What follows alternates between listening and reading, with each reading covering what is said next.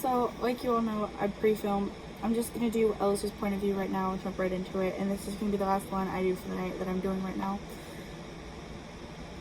Let's just get into it. No distractions. Hopefully. I walked into our new auto shop wearing our uniform and the hat we designed. There were only 3 of us, and we worked every day except for Sundays. It was nice being our own bosses and making the store ourselves. We could decide when it was closed or not. Dave worked here the most, and I didn't mind. We already had tons of people calling and asking if we could fix their cars. Of course we could. Ain't nothing we can't fix. One day I was looking under the hood of a car when Keith came running back, and he seemed excited. Ellis, Ellis, Ellis. I turned to him, wondering what could have made him this hyped. What, man? So, he lets out a breath. Running must have been hard for him, which was shocking. There's a really cute girl here. I think you should talk to her. You'll probably like her. I raised an eyebrow. So you're telling me you just left a customer out there because you thought I'd like her? No. I told her my manager would be able to help me. Keith beams.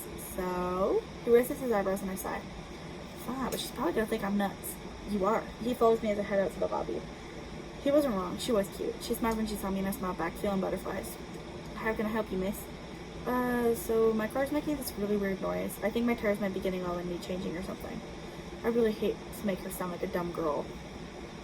I'm sorry, Susie. I don't even know if that's what she goes by. I forget. Keith mutters that she needed changed by a special someone, and I glared at him. She didn't hear, instead asking if there's something we could do. Of course, I say. There ain't nothing we can't fix. She smiles, looking at the ground. She's pretty. Show me your car. Let's have a look at it. She leads me outside and takes me over to a cute little car. She pointed out what she thought was wrong, and Keith and I did a quick examination. Well, ma'am, I think you're right. How fast do you need this car back? Well, I'd like to get it back as soon as possible. I use it every day. I nod. I understand. Tell you what, I'm going to take it into our shop and work on it. I'll call you when it's done. You got a ride out of here? She shakes her head. I could sit in your lobby. I don't mind. I eye her. She's a little shorter than me, and I was almost 6 foot. Almost. Emphasis on the almost.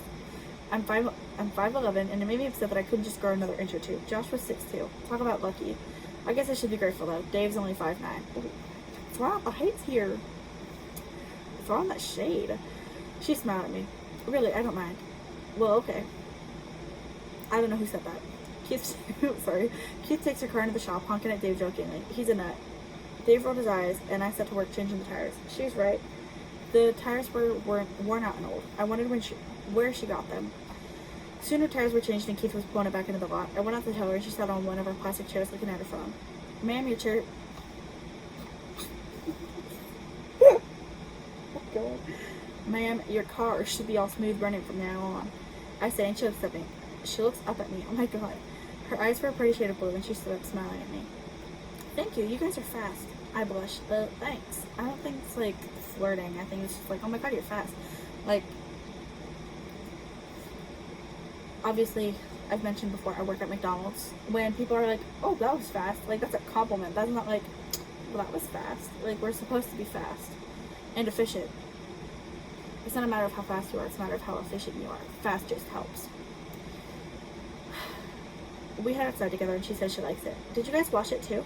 A little. I shrugged. Can't have nice tires but a dirty exterior, right? She smiles, turning to me. Thank you again. It means a lot to me. I know it's your job and all, but you went out of your way to do a good job. I take pride in my work. What can I say? I answer. The butterflies fluttering some more. Hey, could I ask for your name? She smiles again. I'm Susan. I prefer Susie though. I knew it. I had a gut feeling. I hate Susan. Like, of all names, my mom had to choose Susan. I smile. If it makes you feel any better, my name's Ellis. That sounded so bad. My name's Ellis. Alice? I blush. No, Ellis. Like, some people call me Elle. I hate that name though. It sounds like a girl's name. Susan. Sorry, Susie looked confused. I'm so sorry. Could you spell it? I think I'm mishearing you. She probably was with my stupid accent. E-L-L-I-S. Like the island. She nods. Oh, okay, Ellis. That's cool.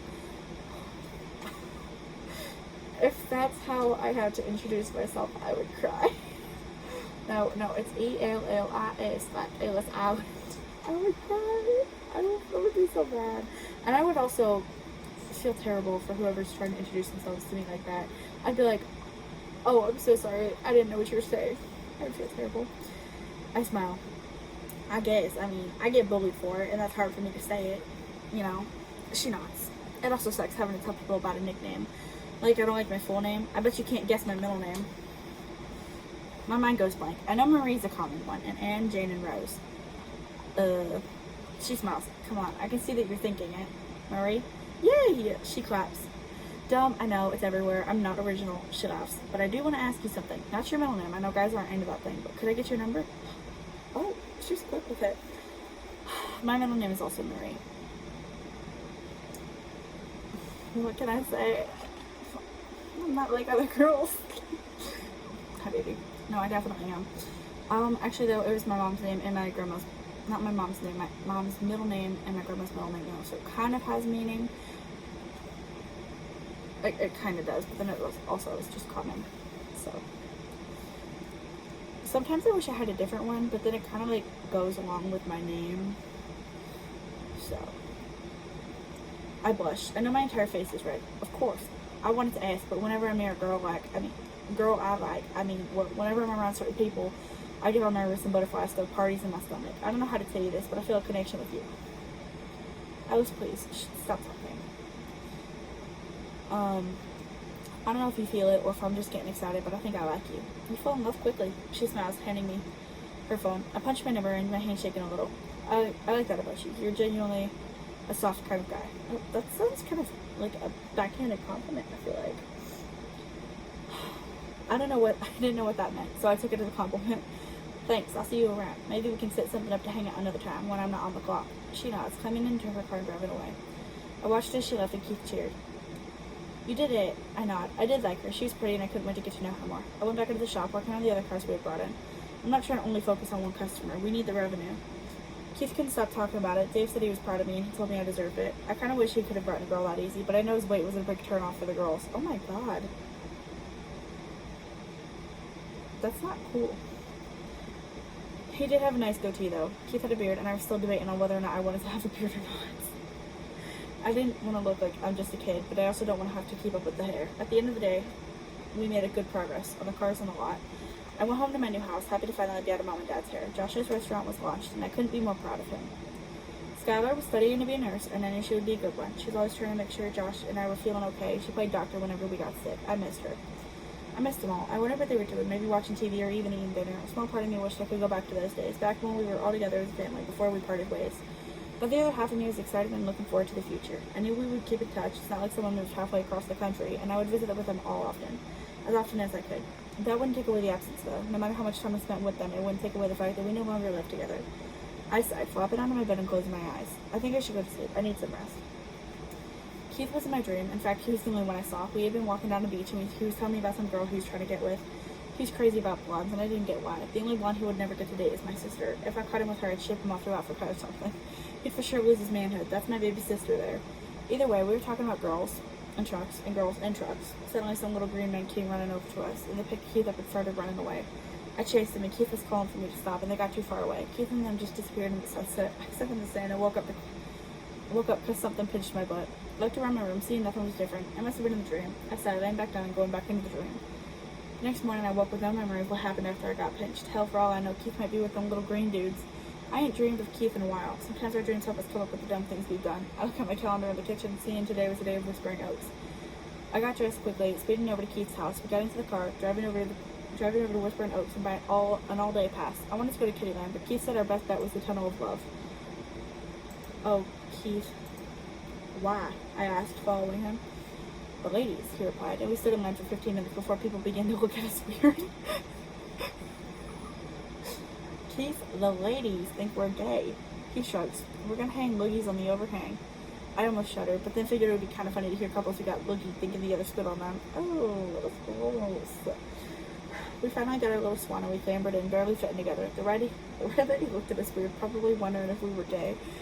I wanted to tell people we weren't, but I figured we'd get thrown out if we weren't gonna smooch on the way down.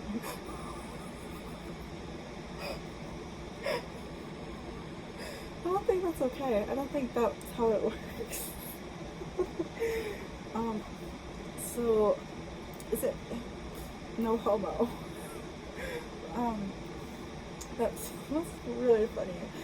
This story is actually canon. It's in the game, but I kind of forgot that this is how it went down. I didn't even know what's enjoyable with the Tunnel of Love. It's all dark and there's nothing around to look at. You basically just kiss or something. The ride started and Keith smirked at me. We came up on an overhang and he stuck a huge loogie on it. I saw it drip down and I felt sorry for the couple behind us. When the ride was over, he couldn't stop laughing. That was great, he cried, and I laughed too. We kind of wish Dave was here, but he's home taking care of our auto shop. So you guys just planned a fun girls' day out without him? Keith and I went to Kittyland, playing around on the bumper cars and other rides before ordering some food and sitting at a picnic table to eat. Okay, so that's kind of really gross. Like, you guys are grown men, low-key. I don't know whose idea this was, but it's kind of like, you guys are grown men, and you're, like, in Kittyland. Grow up. Like, it was funny back when I first started playing the game. It was like, oh my gosh, haha, Ellis likes Kittyland. But then I just feel like that's kind of weird and kind of gross. Like, you're a grown man, what? Unless you had kids or little siblings that you were there for, but that's kind of weird. We talked and laughed about what we had done, then planned what we were going to do next. Keith wanted to ride the roller coaster, but he wanted to see if anyone would notice him climb on. I waited in the line, secured a seat, and Keith snuck on shortly, making his way to the seat next to me. We laughed and screamed the whole way around the track, and suddenly Keith wasn't beside me. Oh, so all of the Ellis stories that he has, I just kind of tried to shove them all in. Any amusement park story, I just shoved it in right here. I screamed in fear, seeing him across the track laughing. I wanted to kill him. The coaster was coming up on him, and he started running. Someone got on the speaker, advising everyone to keep calm, and suddenly Keith disappeared. I couldn't see him anymore, and we were at the top of the roller coaster. I looked around, still not seeing him. When the ride made it back to the ride operator, I climbed out frantically, calling out for Keith. Did my best friend die on the roller coaster? People stared as I pushed my way through the crowd, and I found Keith near the end of the line, throwing up. Keith, oh my god, I thought you were dead. I hugged him, and he laughed. Ellis, I started at him shocked, and he seemed excited. Ellis, I fell off a roller coaster. He laughed, coughing for a moment before laughing again. Ellis, oh my gosh, I fell off a roller coaster. That was awesome. I would cry.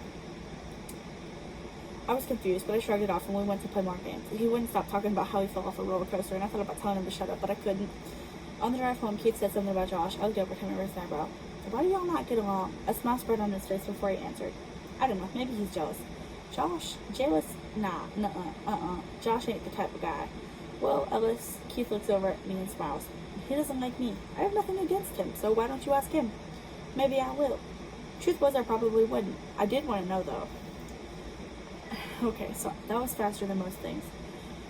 So that's going to be it for this week's video. Next week is also going to go back to Rochelle. Thank you guys for watching. I hope to see you next week. Bye-bye.